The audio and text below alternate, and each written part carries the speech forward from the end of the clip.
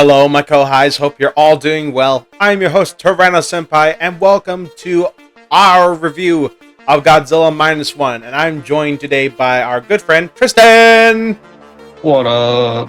So, I think I should go on record by saying that I don't think anything we say here tonight is going to do this movie justice. Yeah, I think that's true. Right out the gate, I have to say, this is the best Godzilla movie ever made.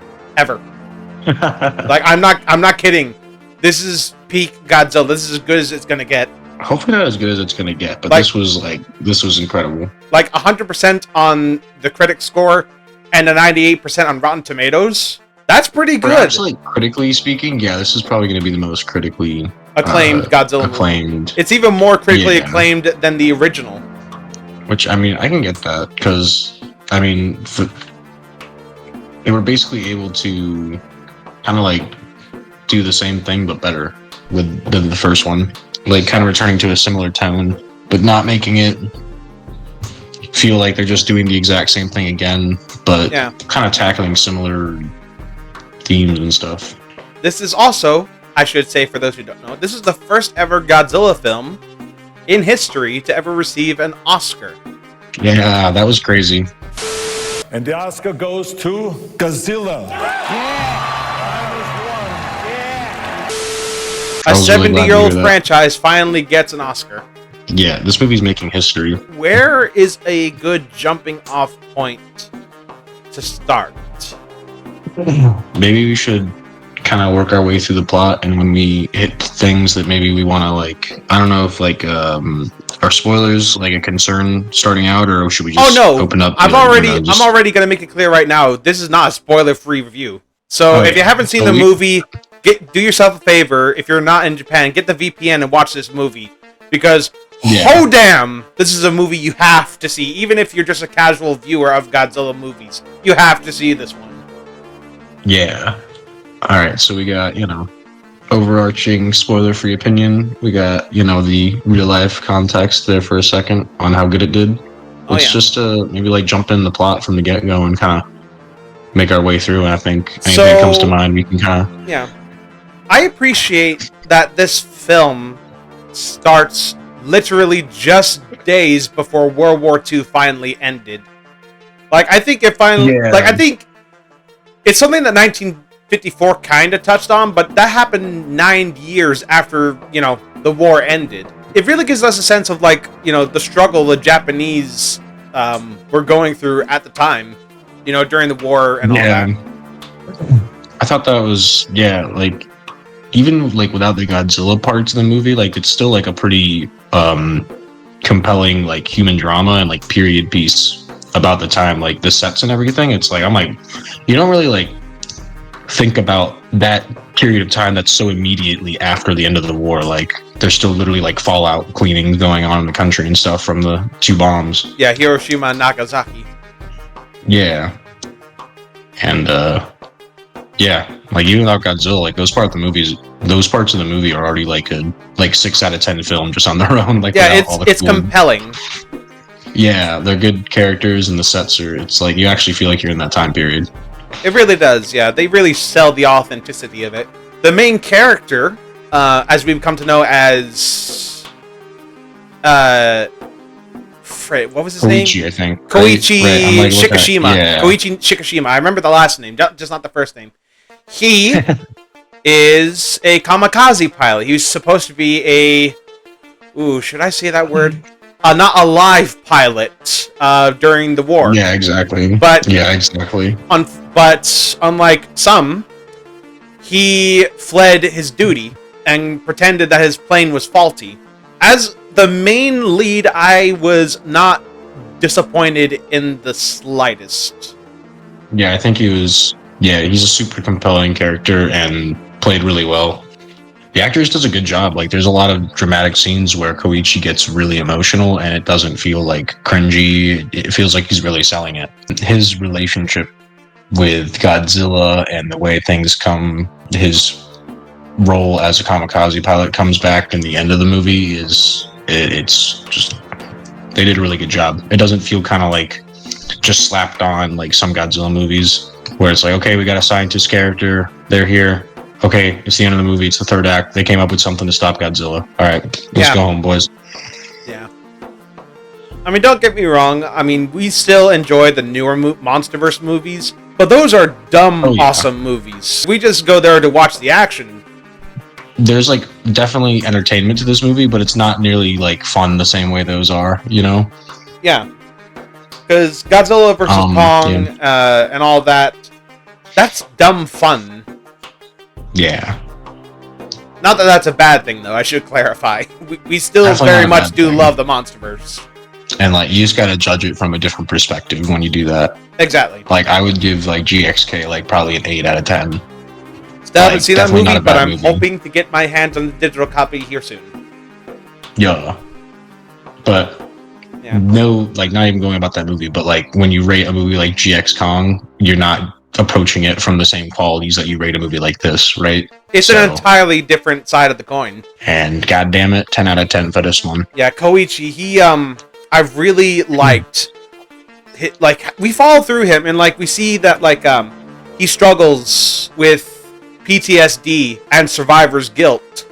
You know, after seeing all those mechanics die to what I'm guessing is meant to be Godzillasaurus, or the modern equation to it. Yeah, exactly. It's like definitely not as big as what you see later, but he seems. It's definitely not, you know, it's got to be Godzillasaurus or just, I don't know, younger Godzilla at that point or something. But I don't know how accurate of a portrayal it was to, you know, for him to have his breakdowns. But the Night Terrors scene where he wakes up all sweaty and panicked, that seems realistic. I'm not sure, because like I don't have that type of PTSD and I haven't gotten any survivor's guilt whatsoever, so I don't know like how a person dealing with that behaves. But the way they portrayed it here was very compelling. I agree. You know, I think it worked for the context of the movie. With Shikishima contemplating whether he's dead or alive, or that he doesn't deserve to be happy. The man really beats himself up. He really does. Over the course of the film. It was cool the way they made it like that Koichi's not like just like some stereotypical protagonist. Like there's not some cringy scene where him and Noriko make out at the end of the movie. And it's also a switch up that it's like it's not even like his family. Like they're his found family, but it's a family very, he different. Kind of found himself.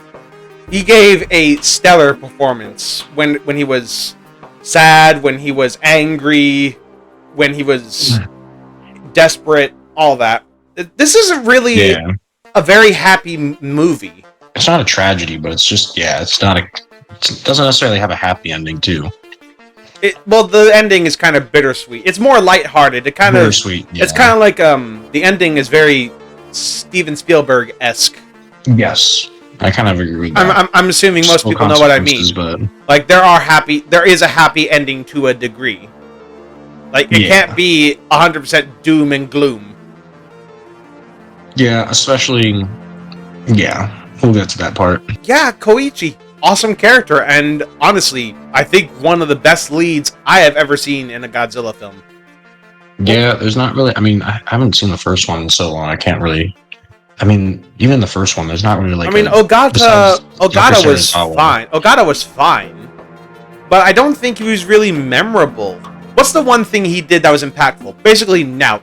Other than he was Emiko's significant other. All the human characters in 1954 were just vessels to tell the story. Don't get me wrong, they were still very compelling characters, but there really wasn't that much depth, or I'm not saying there's a lack of, but there's not enough substance. They were still trying to figure out like how to balance a plot with something like Godzilla, and I think they did the best they could. A plot like Godzilla was still kind of new. Yeah, it was still fresh. All right, well, moving on to the next character. Sosaka Tachibana, the man that Koichi met on Oda Island, and the only other person that survived Godzilla's initial attack. Oh my gosh, why can't I remember that character? He's the guy that blamed Koichi for all the deaths of the people on Oda Island, and also fixed up his plane. I was about to say, isn't that the guy that fixes up the plane? Okay, Yeah, the Shinden. I was getting them twisted. I thought those were two separate characters for some reason. Yeah, I really like that character a lot. It was almost kind of like, it was borderline like a scene out of an anime, it felt like. Where you have that one protagonist that blames the main character for everything. And then the way Koichi begs to like have the ship fixed, or the plane fixed. Yeah, to help, to make him He's like, kamikaze. why should I do it for you? Yeah. And also, I just love how he gets his attention by writing letters saying, so the incident on Odo Island is my fault? No, I did it so it would get your attention! Oh, yeah. Like, I knew you wouldn't listen to, like, me trying to get an apology or apologize to you. The only thing I'd have to piss you off to get your attention. Well, it worked! Another example of, like, the characters in this movie are memorable and act like pretty much real people.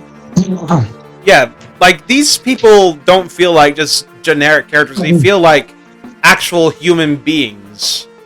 Yeah, with motivations and personalities. I don't think there's really much to him other than, you know, he's the guy that blames the main character for the deaths of all those people. Yeah. And the guy that also fixes up the plane and gives Koichi the ejector seat.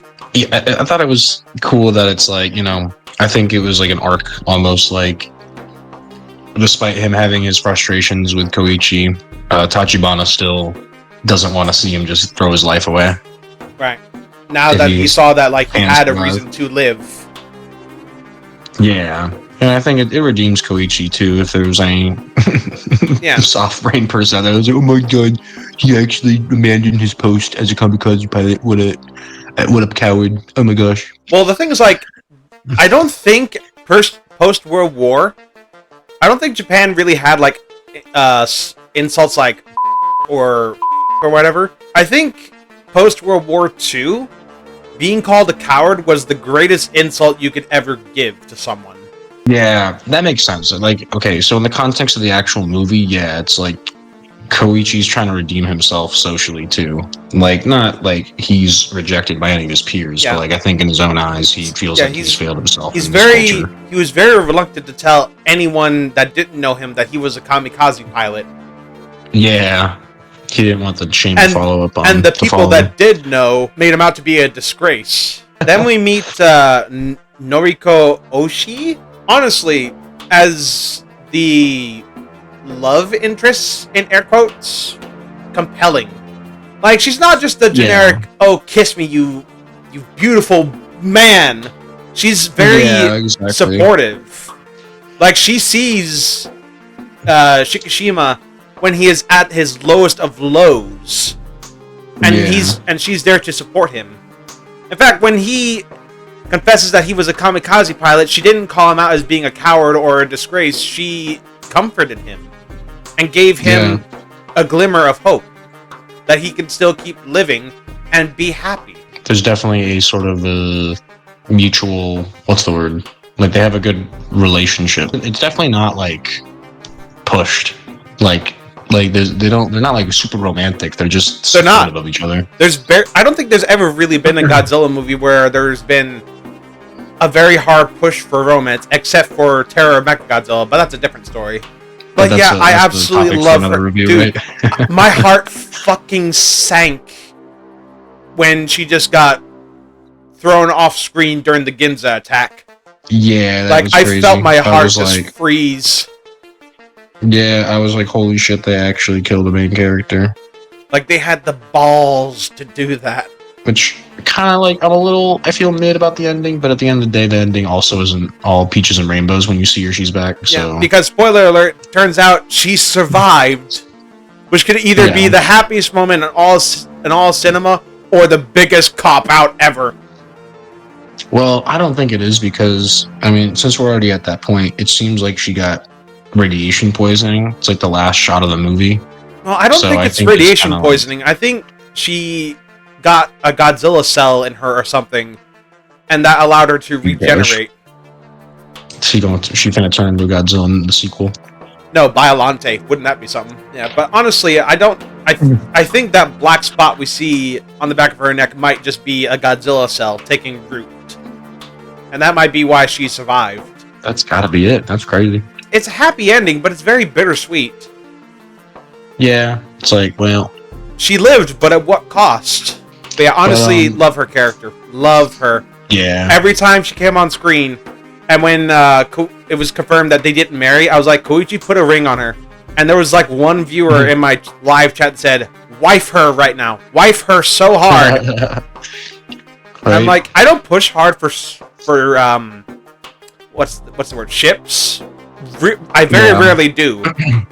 This was an exception.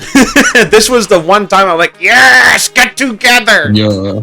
It's implied that they do, you know? It's not like shoved down your throat. Like, I think the best quote to ever come out of that movie is your war finally over? Oh, yeah. Like, that is such a beautiful line. Man, they wrote a good ass script, man. They really did. They really did. And I'm not saying, like, that Hollywood is failing. Like, because there's YouTube videos of just everyone saying Hollywood needs to take a lesson from Godzilla -1 and all that stuff. Like, Hollywood is failing and blah, blah, blah. I don't think that's it. I think it's just that Toho, like, got real lucky and found, like, actually good filmmakers. And on such a low budget, too. You don't throw this amount of money at a Hollywood production and just suddenly it's like, oh yeah, it's going to be good, like, -1. It's like, it's a sign that the people who made it gave a shit. Yeah.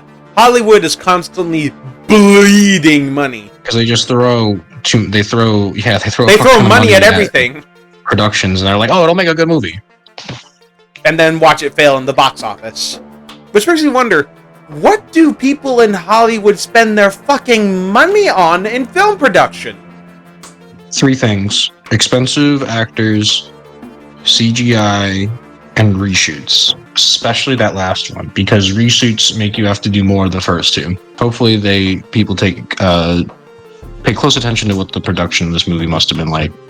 Yeah. Because anyway, we're getting a little sidetracked. Yeah. Back to the characters. The little girl, Akiko.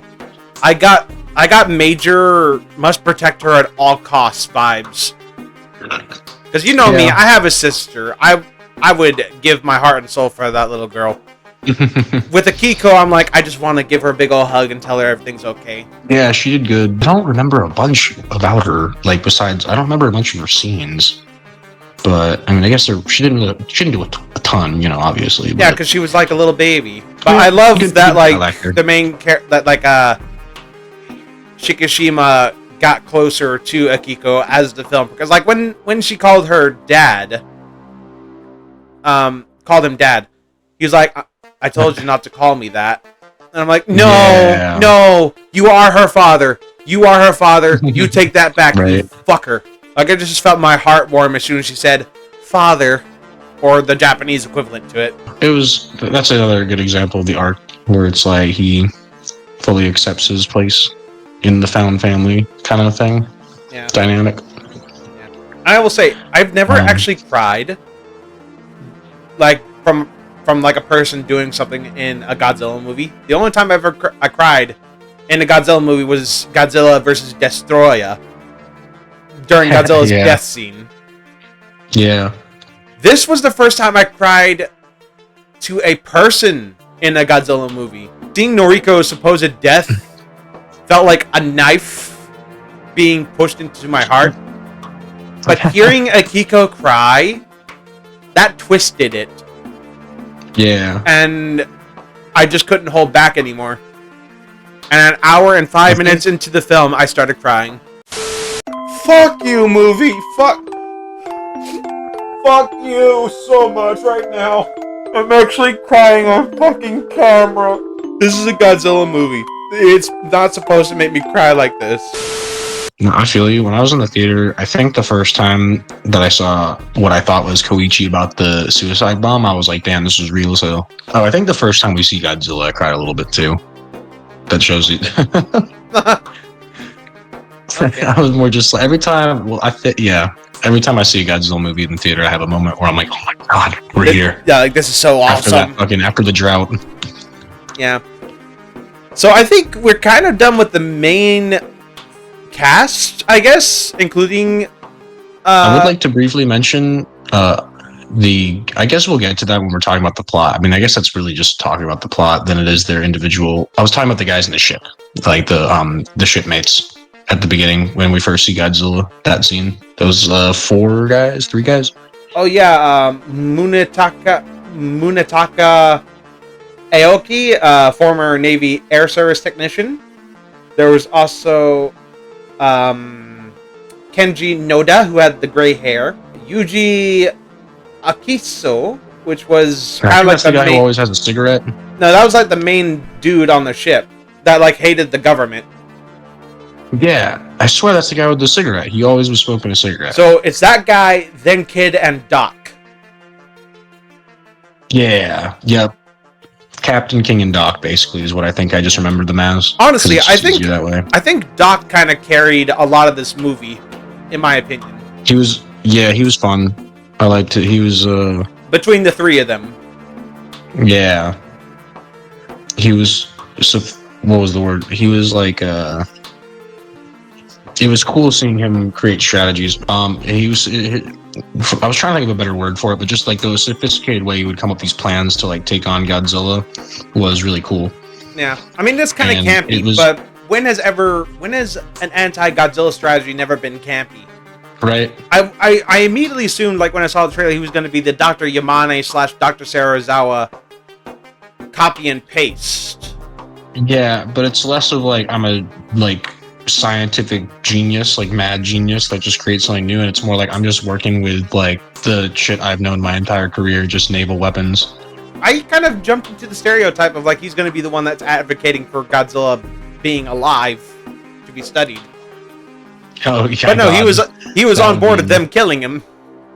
Yeah, no, he was like, we gotta get rid of this fucking thing. Yeah, I don't really have much else to say about the other two, other than like Kid. Like he seemed like he seemed kind of like the air quote comic relief character.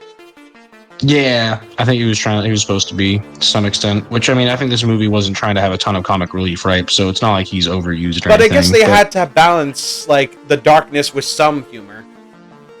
And I think they also like the way that him and the captain kind of like bounce off each other. Like the captain's so overly serious and grizzled, and the kid's like, and he's very naive, more aloof, very young and naive. It's a classic combination. I mean, he said like humor that's. I mean, he wished that the war lasted a little longer so he could show off his skills. And Koichi got in his face like, "No, you don't." Yeah. Yeah, I remember that scene. The kid's like, "Oh, all right, yep, no, I'm gonna keep that to myself." Yep. Also, their job as like blowing up mines left over from the war, that's super dangerous. Yeah, it's a cool. Oh, that's a cool. I thought that was a really neat setting. It's like that's something you don't think about, right? Like there were people out there doing that for a job for a minute. Yeah, they can't just leave mines out at sea. Right. Just one of those little details that it's like, well, it makes total sense, but you just don't consider it, I guess. Yeah, it's nothing you really think about. Normally, when you think about war, it's like, oh, it just ended. You don't think of the cleanup. Yeah, exactly. Like it's a video game or something, and it's like, all right, bam, you've conquered the area. Also, I gotta say, the boat scene, when they first encounter Godzilla, very, very reminiscent of Jaws.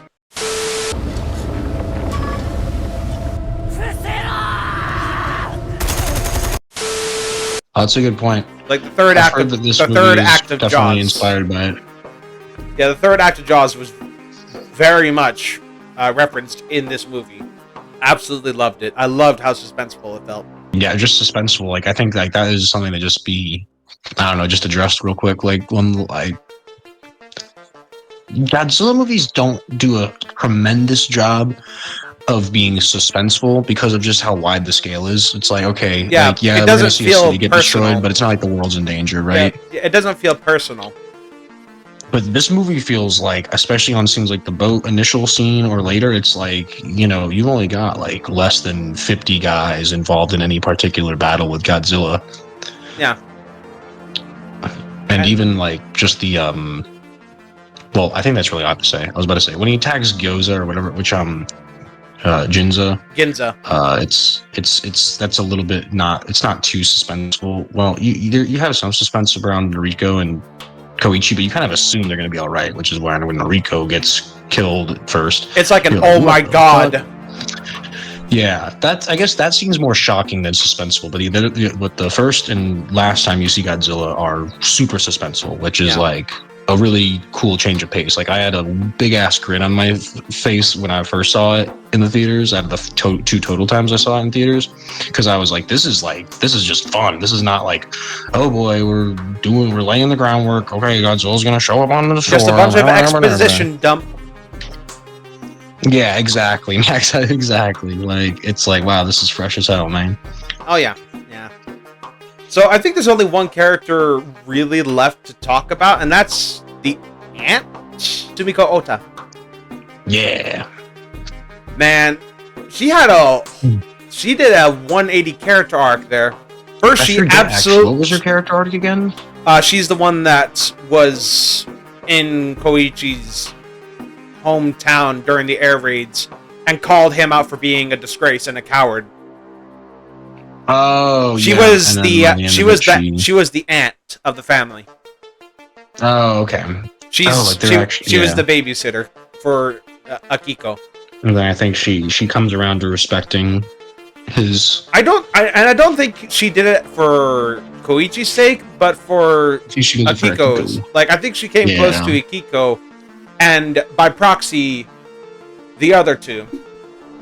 Yeah, she kind of maybe understood Koichi a little bit more, or maybe just had a little bit more empathy for, I wouldn't really want to blow myself up in a fucking airplane either. Yeah. I mean, at the same time, like, when we first see her, it's like, a little bit late to be playing the hero. You think you're a saint now? I ain't gonna open... Right. I'm done. I'm not gonna open my heart to anyone anymore. I'm like, bitch, please! So I think we got done talking to characters. Let's actually talk about the star, I guess you could say, of the show, Godzilla. Yeah. Do you think there's been a better looking Godzilla?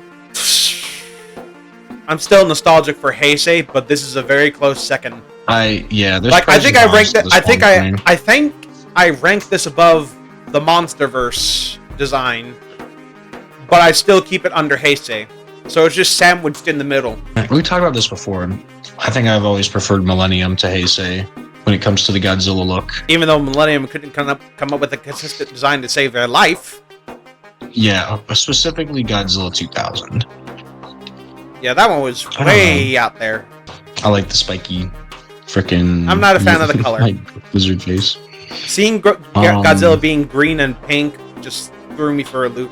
I can understand that. MonsterVerse. I'm just kind of like, I don't really have a good... There's like pros and cons to all of them. Yeah, because his design just changes throughout, but that's because he's evolving constantly. Yeah. I think he looks the best in GXK so far. Absolutely. Of the, did I say Millennium? Yeah, Millennium. Yeah. Because of the pink? Wait, no, not Millennium. Legendary. Jesus Christ, I mean Legendary. Fuck. I would say that it's like kind of tied with Legendary and definitely better looking. And I think it's the best looking Japanese. It's kind of tied with Shin just because it's the most, like, Shin's not trying to be normal. Yeah. Honestly, I think -1 is the most faithful to the original incarnation of the character. Yeah, I think it's got like the best of like every kind of phase. I mean, I'm pretty sure like this is just a conglomerate of every Godzilla that's ever existed in media. And also there are some scenes that you could take straight from Legendary and apply it to this. Like that scene of Godzilla going under the boat before his attacking Ginza. That's obviously got a nod to Godzilla 2014. But whereas 2014 plays it off as like, oh, here he comes. -1's like, oh god, he's here. Godzilla feels scary in this one for sure. He's terrifying in this movie. Yeah. Even when we first see him, like, we don't have to wait long to see him either. 3 minutes in, and we get an on-screen appearance of his pre-mutated form.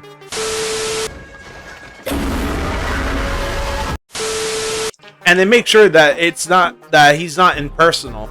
Like, he is actively killing people, and he is aware of them. And I feel like that's something the franchise has been lacking. Is that Godzilla never felt personal to anyone. Like, he just... he just kind of did whatever. This actually feels like he hates people. Like, actually hates people. Yeah. I think he just, he wants to clear out a space for himself, and he ain't letting anyone share. Yeah, and then he gets caught up in the Operations Crossroad explosion, which I'm still mad about. I wish Toho had the balls to actually show the scene where Godzilla is actually caught in the explosion and he mutates. They kind of did it here by showing his eye, but I want to see the whole body transformation. Also, I love that his roar is just the 1954 sounds. Yes, that stuff had me yes, I love how nostalgic it was. Yeah. It sounded like the old one, but it sounded revamped. Like, it wasn't just recycled. Yeah. Like, it got a proper rework. Like about legendary Godzilla's roar. Like, you can tell it's the 54 roar. It's just so iconic from all the rest. Something about the low quality almost of the recording makes it better. Yeah. Although I will say, wasn't a fan of the Godzilla swords using the 1954 roar and just generic dinosaur monster roars mixed in. Yeah, that was a little mid. I like the attention to detail. Like, whenever Godzilla takes a step, he has to take a moment to stop moving before he can move again. Like, as if he has to pull. Like, as if he has to really think about where he's gonna go or how much effort it takes to lift one leg off the ground. Yeah. I assume that was just kind of an homage to how he moves in all the other movies by Toho, but I think you're onto something there. Like, I don't think we've ever gotten a Godzilla that pauses every time he takes a step. Normally, it's just a continuous line, and also the attention to the detail. Like, every time his foot comes down, you can see roads being pushed up underfoot, and you just see people flying in the air. Yeah, that shit was nuts. I was my mouth was open, just stuck open when I saw that scene for the first time. Oh my god, you never see people just under his feet when he crushes them. Yeah, I don't think we've ever seen actual people being killed by Godzilla just taking a step. Yeah, that was super that was shocking. I was oh my god. It brought me back. There's only one kaiju movie I have seen that has actually done something like this, and that's Gamera, Revenge of Iris. Oh, no kidding. That was the most personal any kaiju film I'd ever seen get. You see people actually get caught up in a kaiju fight.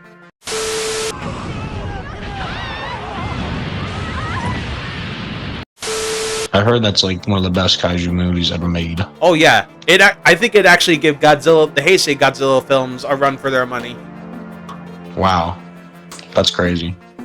Yeah, it's nuts, and it's still in Suitmation too, which is incredible. Godzilla in this movie, I love how scary he is. I love how freakishly terrifying. It feels. Again, I said this before. It feels personal. Because we don't really see human deaths as a result of Godzilla's attack. We just hear the numbers. And apparently, Legendary is weak sauce for only killing 8 people in GVK. Because this one killed 30,000 people! Just from being insane. In Ginza. I mean, even just when he's taking down the building initially, when those reporters fall off of it. That had to be a nod to 1954, right? Where Godzilla bites down on the telephone tower, or whatever it was. Yeah, you're absolutely right. I didn't even pick up on that. That had to be a nod to that. And also that clock tower we see after the destruction. That's a building Godzilla destroyed in 1954 too. No kidding. Good eye. Good eye. Yeah, that's awesome. They're making, They're making references to... like that. This is a film that clearly cared about what came before. And they cared about Godzilla's roots. But I think we can't talk about this Godzilla without talking about his atomic breath. Oh, yeah. Honestly, this is the most unique atomic breath charge up and blast I have ever seen.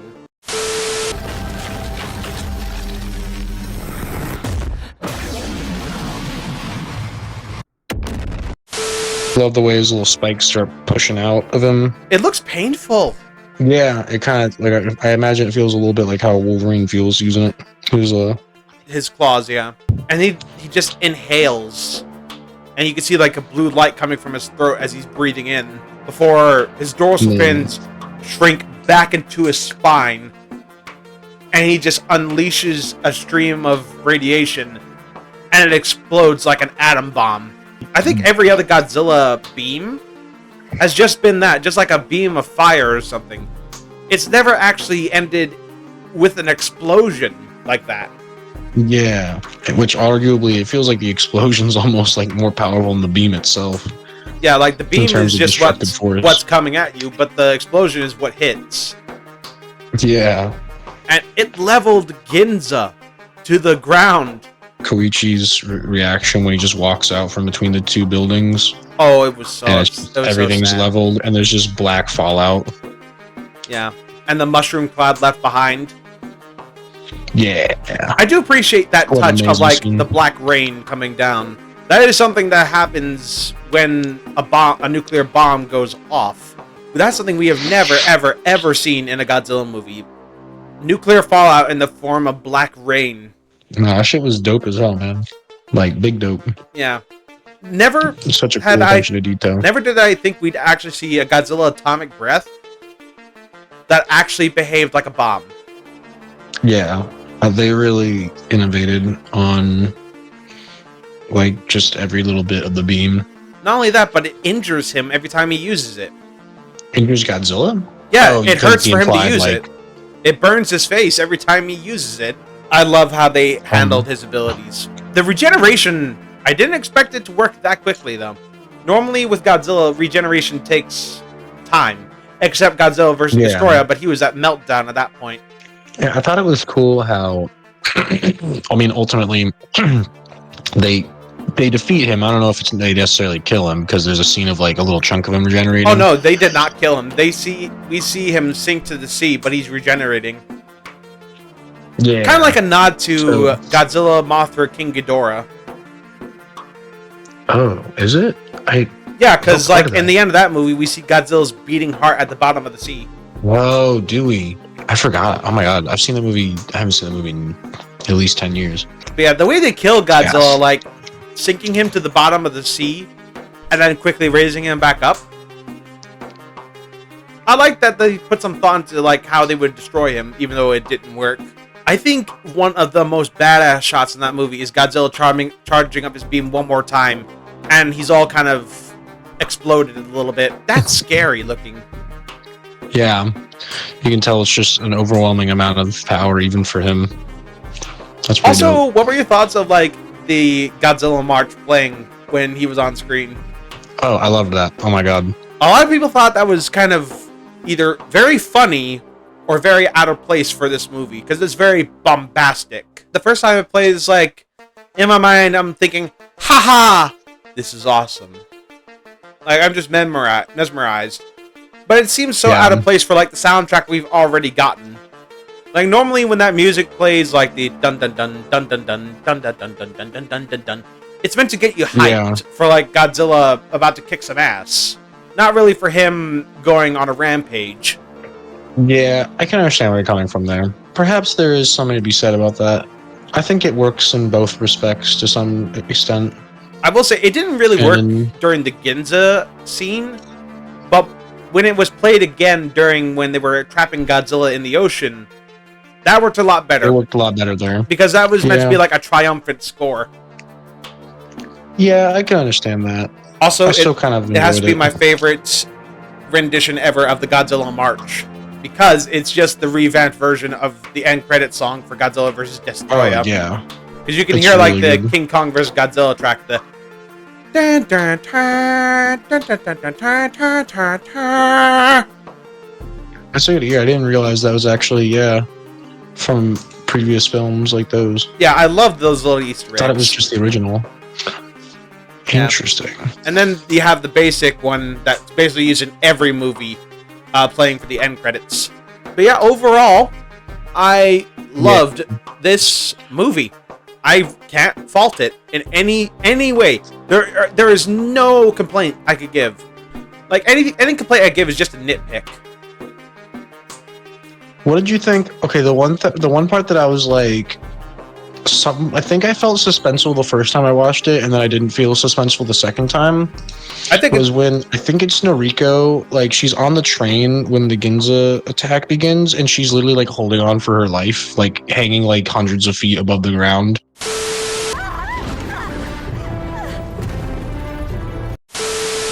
At that point, I'm like, man, okay, this is getting a little bit too like action adventure right now, like Mission Impossible situation. Like there's no way a real person would be able to do that. Right. Like, I mean, you know, she could probably hold on for a little bit, but that's, I mean, I don't know, with the Force, you know, it's like the movie's so grounded and so well. That was the one thing that seems out of place. Yeah, it's like, and you know, I don't know.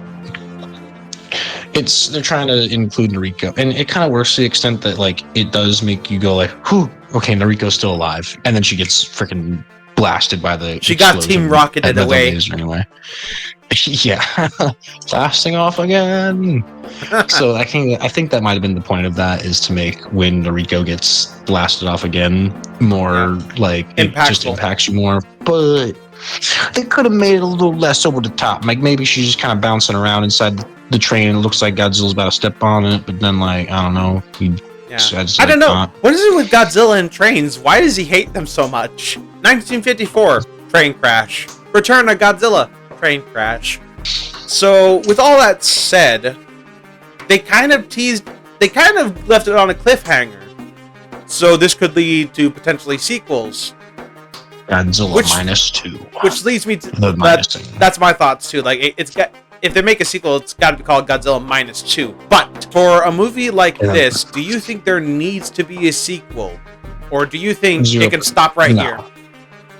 No, it needs to stop right here. If they didn't make a sequel to Shin Godzilla with that ending, no, we don't need a Godzilla -2.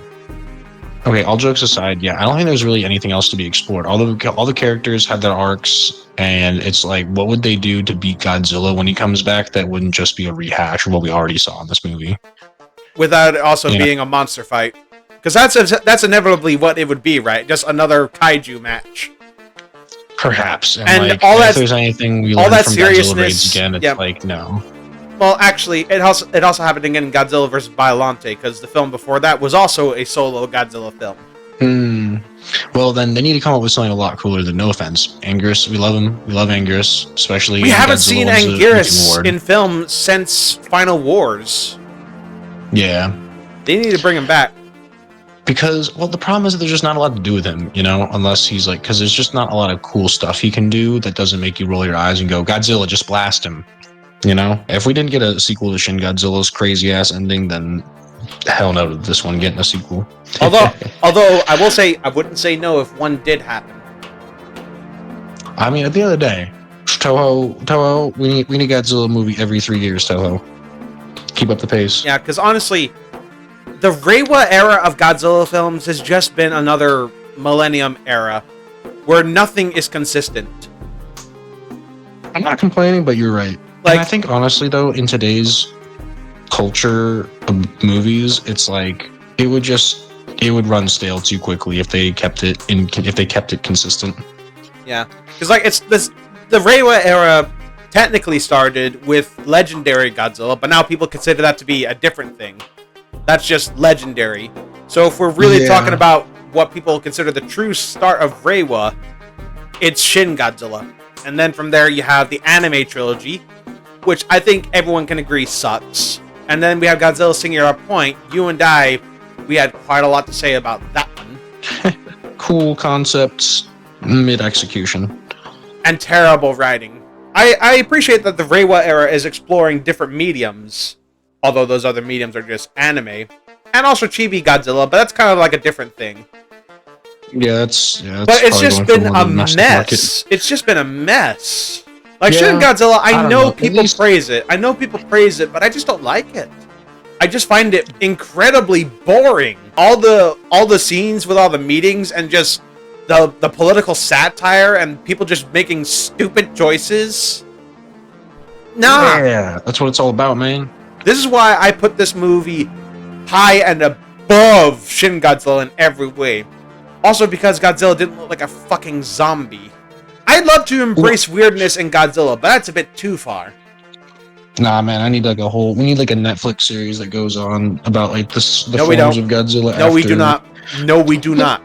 We need the zombie tail. No, we do We not. need the zombie tail creatures. No, we do not. After the anime trilogy and Singular Point, no, we do not. Also, Godzilla and Shin Godzilla, it was just a mindless thing. It didn't react to anything. It's basically just a walking corpse. Yeah, with no personality.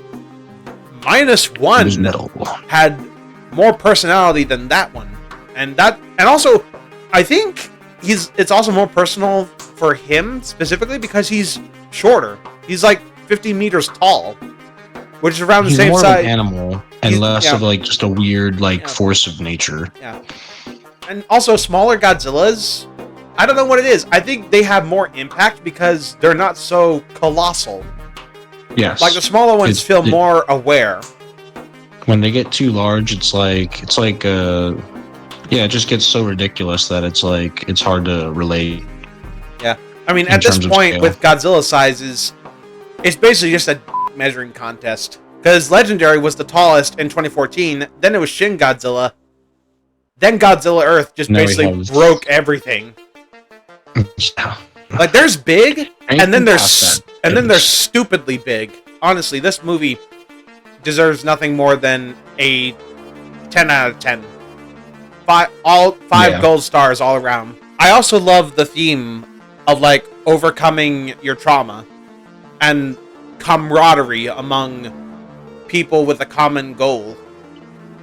Yeah, that scene where the guys come together. And like some of them actually do realistically leave. They don't want to be part of the final attack on Godzilla. It's understandable. That was a cool scene. But they still come back either way. They came back in the end. Oh, you're right. Yeah, with the kid. Yep. Yeah, so like with the kid. It's a tale of self-healing and camaraderie, and that's a beautiful story. Whereas, my Godzilla, the very first one, it did not have a happy ending. Yes, Godzilla was killed, but you feel sorry for how it was done. Yeah, Sarazar goes out with the oxygen destroyer. But -1 Godzilla, it's evil. Yeah, it feels like much more of a triumph. Yeah. And less of just a sad note for him to of a demon. Yeah. I think we can arguably say this is the best Godzilla movie. But I'm still a little I don't know. I'd say it's kind of tied in with two others for first place. All right. Well, the thing I'm gonna ask is, it may be the best, but is it our favorite? Okay, yeah, I think that's probably the better way to put it. Yeah, it's not my favorite, but it's absolutely probably technically the best. Absolutely not. It is the best for me. The best movie in the entire franchise, counting Legendary and all that, and TriStar. Because let's be real, that's a Godzilla film, even if it is just name only. This movie, as beautiful as it is, I am super nostalgic for the Heisei era of films, especially Godzilla vs. Destroyer. I think Godzilla vs. Destroyer will never be topped over. I think that will forever be my all-time favorite Godzilla film, counting everything that's come before and after. Yeah. Legendary and TriStar and all that. But this, if I was to recommend any Godzilla movie to any new viewer of the franchise, it's this one. Absolutely. Yeah. It sticks true with the original themes of the first movie. It made Godzilla terrifying. It made you care about the human characters, which is something I don't think has ever truly been done before in a Godzilla film. Yeah. Normally you come to these movies to watch kaiju action, but no, you're watching an actual decently made human story. You care about the people, and you want to see them succeed. It's quite okay. I can definitely understand where you come across when you're Shin Godzilla for that reason, where it's the joke is that none of the characters are really outstanding or anything. They're all just a bunch of just kind of just faceless politicians. Yeah. In the works. Here it's it's the complete opposite. These are a bunch of veterans or just village people that are just kind of stuck in poverty, dealing with a terrible situation. Yeah, because no one in the military offers their help to kill Godzilla. Yeah, no, it's all a bunch of volunteers, just crazy. Meanwhile, it's literally like a government-funded program, like the entirety of Japan against Shin Godzilla. Yeah. At the end of that one, and that's why I think Very the different. story of this movie is far more impactful than Shin Godzilla. Yeah, I can definitely, because it's not people agree coming with you together there. as a nation; it's people coming together as volunteers. as like more of like a brotherhood, like Exactly. So, yeah, that is, I guess, our review of Godzilla -1. I Yep. still need to watch Godzilla and Kong: The New Empire. When that comes to Yeah. digital, obviously I'll be doing a watch party. That's inevitable. I can't wait to see it, honestly. Although Mothra has been spoiled for me, so I know she's in there. Rats, what a shame that got spoiled for you. Justice for all I'm gonna say is justice for Rodan. Please bring him back. That's where we're gonna leave it for now. I hope you did enjoy this long review, because how long have I been recording? Over an hour. I was gonna say we definitely. This seems to be a problem with my reviews. They don't end up being short. We're free. Hey, we do it free form. We don't come in with a script or notes or anything. So And that's how you know it's genuine, when it comes from the heart, not from a piece of paper. Exactly. I'm not trying to just like write a pretty sentence. I'm like, literally, this is legitimately how we feel about it. Yeah. Anyway, this is where we're going to end it. If you enjoyed it and you want to see more Godzilla content on the channel, I am currently editing a review on some Godzilla comics. Leave a like, subscribe today, hit that notification bell so you don't miss anything new. All my links are in the link tree in the description down below. And until next time, this is Tyrannus Senpai and Tristan signing off. Alrighty then. Take care now. Bye-bye then.